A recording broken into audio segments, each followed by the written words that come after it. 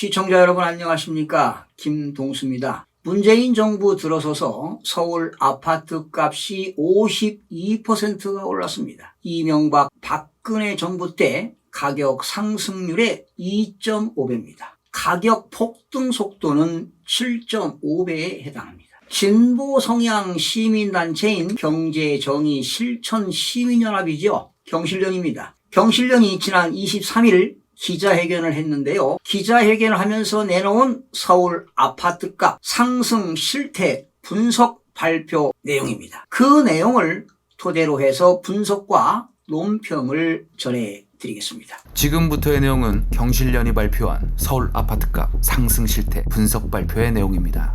이번 사태 등으로 서울 아파트값이 잠시 주춤했던 상황에서 정부는 지난 5월 6일 용산 미니 신도시와 재개발 공공참여 등 투기를 부추기는 정책을 발표했습니다. 정부의 발표로 용산과 여의도가 들썩였습니다. 6월 초에는 잠실 스포츠 마이스 민간투자 개발 정보를 흘렸습니다. 잠잠하던 강남권 아파트값이 발표 전후 1억 원씩 폭등을 했습니다. 지난 6월 17일 정부가 주요 개발 호재 지역인 강남구와 송파구 일대를 토지거래 허가구역으로 지정한 바 있습니다. 수도권과 충청권 등 지방에서도 다주택자 임대사업자와 법인형 투기 세력들이 아파트를 사재기하면서 전국적으로 투기가 퍼지고 있습니다. 지난해 말 부동산 매매업 법인수는 약 3만 5천 개, 임대업은 약 4만 9천 개입니다. 이렇게 법인들이 주택을 구입하는 것은 반드시 투기 목적입니다. 심지어 어느 특정 지역은요, 법인들이 3바퀴에 걸쳐서 매매가 이루어지는 것도 상당히 많습니다. 특히 지난해 말부터 대전과 인천, 청주 등 과열 양상을 보인 지역을 중심으로 법인이 매수 비중이 무려 10%를 초과하기도 했습니다. 지난 1분기 개인이 법인에게 양도한 아파트 거래량은 1만 3,142건으로 전체 거래의 무려 73.4%에 달했습니다. 6.17 부동산 대책에서 법인들의 투기 세력을 잡겠다고 내놓은 정책은 시기적으로 늦긴 늦었지만 정말로 잘한 일입니다. 2020년 신년사를 통해 대통령은 취임 이전으로 집값을 낮출 것을 약속했고 청와대 비서실장도 다주택자의 집을 팔라고 했지만 정반대로 청와대의 참모와 세종시의 관료들이 움직인 결과입니다. 투기를 조장한 경제부총리와 국토교통부 장관 등이 지난주 6월 17일 발표한 21번째 정부 대책 역시 알맹이 쏙 빠진 대책이 아닌 불필요한 규제를 쏟아냈습니다. 제가 볼 때는 강력한 대책이기는 하지만 조세 정책과 공급 정책이 빠져서 아쉽습니다. 거래세는 주택 보유수에 따라 차등과세하고 보유세를 강화한다면 당연히 집값은 잡을 수 있습니다. 사실 말이죠. 청와대 민정수석이라든가 인사수석, 일자리수석, 경제수석 이렇게 비서관들이 과반 정도가 아마도 2주택 이상을 소유하고 있을 것입니다. 또한 차관 이상 고위 공직자들도 일부가 2채 이상 가지고 있습니다. 이렇게 권력과 재산을 모두 가지면 안 되지요. 조사해보면 알겠지만 국회의원 중에도 2채 이상 가진 사람이 상당수가 있을 것입니다. 정책 위반자들이 다 주택자라면 보유세를 강화하겠습니까? 정말로 아이러니합니다. 작년부터 관료들은 전국은 4%, 서울은 10% 집값이 올랐다는 잘못된 진단에서 대책이 출발했기 때문입니다. 하지만 이번 조사 결과 문재인 정부 3년간 서울 아파트 값이 한 채당 3억씩 올랐습니다. 즉 52%가 폭등했습니다. 그렇다면 서울에서 무려 불로소득이 490조 원이 발생한 것으로 추정된다고 경실련은 밝혔는데요. 서울 부동산 전체로 확산하면 1,000조 원입니다. 전국의 땅값 상승에 의한 불로소득은 2,000조 이상이 예상됩니다. 공정과 투명 그리고 정의를 내세우고 소득주도 성장을 목표로 내세웠으나 결과는 약 2,500조 규모의 불로소득 주도 성장에 의한 불평등과 격차 심화로 나타나고 있습니다. 집값이 상승하게 되면 주거 불안과 사회적 박탈감을 느끼게 됩니다. 이번 사태 등으로 인한 경기 침체와 일자리 소득 감소 등으로 인해 서민과 청년들의 고통은 나날이 심각해지는 상황에서 집값 문제를 해결하지 않는다면 미래 세대와 무주택 월급쟁이들의 고통을 정부가 방치하겠다는 것과 다름이 없습니다. 경제부총리와 국토교통부 장관 등은 매번 집값을 꼭 잡겠다고 의지를 표명으로 투기는 잡고 실수요는 보호한다고 말하지만 국민이 체감하는 부동산 불평등과 자산과 소득의 격차는 어느 때보다도 심각합니다. 소득 양극화는 경제 문제에 국한되지 않고 사회 문제로 인식되어 해결되어야 할 현안으로 떠오르고 있습니다. 예를 들면 가계부채 증가로 인한 소득 격차 확대, 불공정한 교육 기회 및 교육제도, 해결 방안으로는 신자유주의 확산과 함께 대두되는 문제로서 시장 기능으로서는 해결하기 어려우므로 적극적인 정부 개입이 필요할 것입니다. 이에 경실련은 이명박, 박근혜, 문재인 정권별 아파트 중위가격, 최저임금, 노동자 및 소득 계층별 내 집 마련 소요기간 등을 조사하여 불평등과 격차 심화 실태를 알리고자 하는 것입니다. 관련 자료는 KB주택가격 동향, 한국은행 통계청 발표 자료 등을 참고했습니다. 서울 아파트가요, 문재인 정부에서 52%가 상승했습니다. 그리고 이명박과 박근혜 정부보다 2배 이상 높았습니다. 전국 아파트 값은 이명박 정부는 2008년 12월부터 2013년 2월 동안에 1,400만 원이 상승했고 약 6%가 올랐고요. 박근혜 정부입니다. 2013년 2월부터 2017년 3월에는 6,500만 원, 약 27%가 상승을 했습니다. 그러나 문재인 정부 2017년 5월부터 2020년 5월까지 6,200만 원, 약 20%가 상승을 했습니다. 서울 아파트 값은 이명박 정부에서 3%가 하락을 했습니다. 박근혜 정부에서는 1억 3천만 원, 약 29%가 상승했으며 문재인 정부 3년 동안은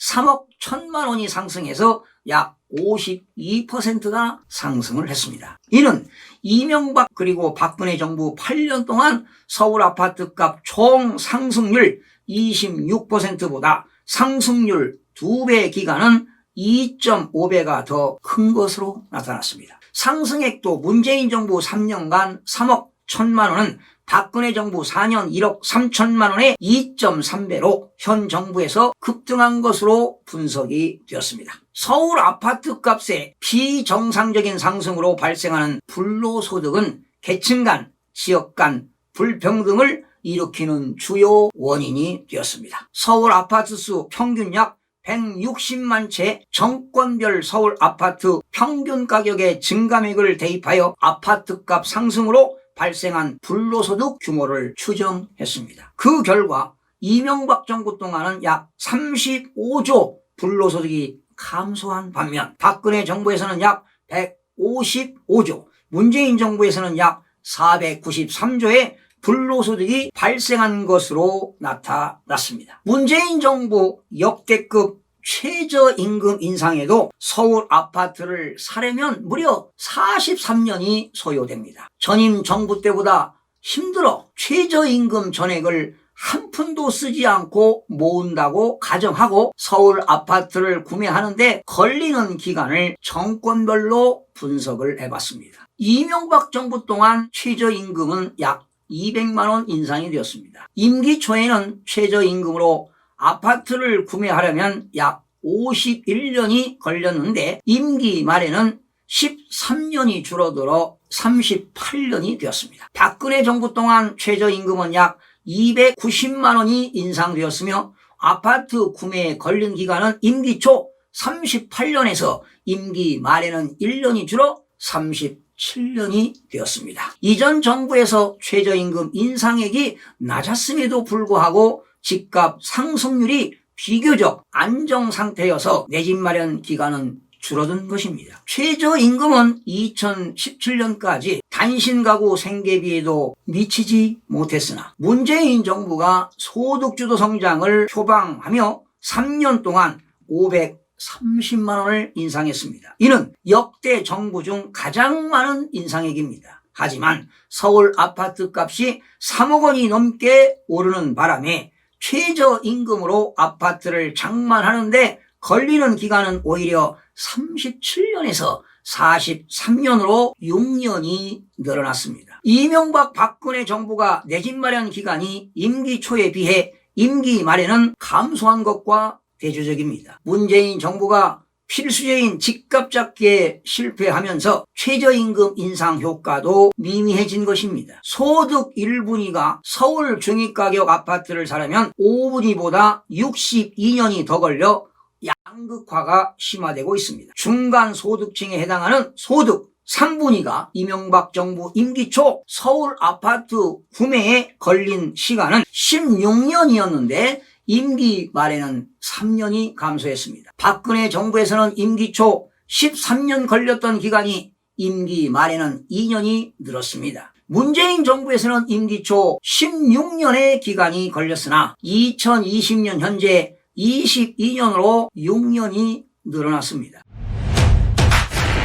소득 1분위가 서울 아파트 구매에 걸린 시간은 이명박 정부 임기 초 48년이었으나 임기 말에는 13년이나 감소한 35년이 되었습니다. 박근혜 정부 임기 초에는 35년이 걸렸으나 임기 말에는 6년이 더 늘었습니다. 문재인 정부는 임기 초 41년이었으나 31년이 늘어 72년이나 걸리는 것으로 나타났습니다. 소득 1분위와 5분위가 서울 아파트를 구매하는데 걸리는 기간의 차이가 이명박 정부에서는 임기 말 29년이었지만 문재인 정부에서는 3년 차에 62년이나 더 벌어진 것입니다. 소득 수준에 따른 불평등마저 현 정부 들어 크게 악화되고 있음을 확인할 수가 있습니다. 진정 집값을 되돌릴 의지가 있다면 무분별한 개발 정책을 중단하고 근본 대책을 도입해야 합니다. 부동산 문제가 점점 심각해지는 가장 큰 원인은 무엇보다도 문재인 정부의 정책에 있습니다. 집권 초에 도시 뉴딜 정책으로 강북 구도심 집값을 폭등시켰으며 임대업자만 등록하면 세금 한 푼 안 내도록 특혜를 확대했고 대출을 80%로 늘려 투기를 조장했습니다. 분양가 상한제를 3년째 방치했고 공시가격을 축소 조작했습니다. 그리고 3기 신도시를 무모하게 추진했고 무분별한 예타 면제, 예타 무시, 개발사업 남발과 강남 삼성동 일대를 개발하겠다고 발표했습니다. 여의도 용산 통채 개발에 이어 2020년 이번 사태로 주춤하자 용산 미니신도시 개발과 공공의 재개발 참여 등 재개발 규제 완화 등 정부가 투기를 조장했습니다. 지방 대도시까지 집값이 뛰기 시작하자 부랴부랴 또 대책을 발표했으나 재벌과 토건 기업이 요구하는 개발 축소 등은 쑥 빼고 구멍 뚫린 종합부동산세 및 양도소득세 강화, 허술한 대출 규제 등 이미 실패했거나 효과를 기대하기 어려운 정책을 재탕을 했습니다. 정부가 진정 부동산 문제를 해결할 의지가 있다면 집값을 자극하는 개발부터 중단시켜야 합니다. 그리고 부동산 불평등 실태를 제대로 드러낼 수 있는 정확한 통계 체계부터 구축하고 분양가 상한제 즉시 전면 확대를 통해 분양가 거품부터 제거하고 공공보유 토지는 건물만 분양하거나 공공주택을 확대하는 등 기존 집값 거품을 제거해야 합니다. 낮게 조작된 공시가격에 의한 종합부동산세 인상 및 양도소득세 강화, 대출 규제 강화 정책 등의 실효성도 기대하기가 어려우므로 공시지가를 2배 이상 인상하고 임대사업자로 포장한 투기 세력에 대해 기존 세제 특혜를 모두 박탈시키고 기존 대출도 회수해야 합니다. 정부가 계속 근본 대책을 외면한다면 집값 잡기는 실패할 것이며 또 대책을 내놓게 될 것입니다. 정부가 힘없는 서민과 청년 무주택자를 무시하면서 재벌과 아파트 공급자인 건설업자 이익만을 대변하는 대책이나 개발 계획이 남발하여 재벌 먹잇감을 확보해주는 개발 독재 방식의 대책만 쏟아내고 있습니다. 또 투기 세력을 보호하려는 대책으로 인해 반복 실패하면서 1주택자 그리고 실수요자 등 선의 피해자만 늘고 있고 청년과 서민들은 내 집 마련의 꿈조차 사라졌음을 잊지 말아달라고 경실련은 강조했습니다. 총평하고 마무리하겠습니다. 역대 정권 가운데요, 노무현, 문재인 정부만큼 집값을 잡겠다고 신경을 곤두세웠던 때가 없었습니다. 이 두 정부만큼 중산층과 서민을 위한 정책을 고안하기 위해 정책 당국이 집중한 적도 찾기가 어렵습니다. 굵직한 부동산 정책을 쏟아낸 횟수도 노무현 정부에서는 5년간 17번을 했습니다. 그리고 문재인 정부가 3년 동안 21번이나 되는 많은 정책을 융단 폭격한 적도 없을 것입니다. 그런데도 집값은 다른 정부보다 더욱더 많이 올랐습니다. 그게 문제입니다. 그렇다고 경실련이 지적한 내용들이 모두 맞다고 할 수는 없겠죠. 국민들의 입맛에 맞게 주택정책을 위반하는 것이 결코 쉽지만은 않습니다. 그렇다고 정부 정책이 옳다고 생각하지는 않습니다. 더욱이 주택시장은 집을 가진 사람과 그렇지 않은 사람이 존재하고 지역별 특성과 특정한 방향의 정책은 의도하지 않게 이익과 손해를 보는 이들이 생기기 마련입니다. 6.17 부동산 대책 이후 비규제 지역인 김포시와 파주시가 풍선 효과로 상승세가 확대되고 있습니다. 특히 김포, 한강, 신도시 위주로 매수 문의가 급증하면서 6월 22일 기준 무려 1.88%나 급상승하자 김현미 국토교통부 장관은 대책을 발표한 지 열흘도 되지 않아서 김포와 파주 두 지역뿐만 아니라 다른 지역에서도 이상 징후가 나타나면 추가 조치가 가능하다고 밝혔습니다. 이에 따라 풍선 효과에 따른 집값 급등이 뚜렷한 김포시와 파주시가 추가 규제 가능성이 높아질 것으로 예상이 됩니다. 이러다가 전국적으로 규제 지역으로 묶는 것 아니냐는 볼멘 소리까지 터져나오고 있습니다.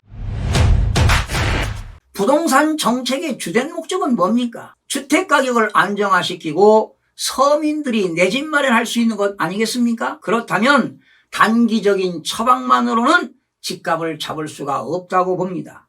또한 도시 재생 정책만으로는 도저히 집값을 잡을 수가 없습니다. 재건축과 재개발을 통해서 건축물의 용적률을 완화하는 정책도 필요하지 않나 이런 생각을 해봅니다. 부동산 정책을 수립할 때 특히 조세 정책, 금융 정책, 그리고 공급 정책의 수립과 아울러 투기 수요를 강력하게 근절시키는 방안만이 주택가격을 안정화시킬 수 있을 것입니다. 정책 위반자들이 집값 이렇게 하면 무조건 잡힌다라는 제 영상을 보면은 정책을 위반하는 데 도움이 되지 않을까 이런 생각을 해보면서 방송을 마치겠습니다. 시청해 주신 여러분 대단히 고맙습니다. 최선을 다하겠습니다.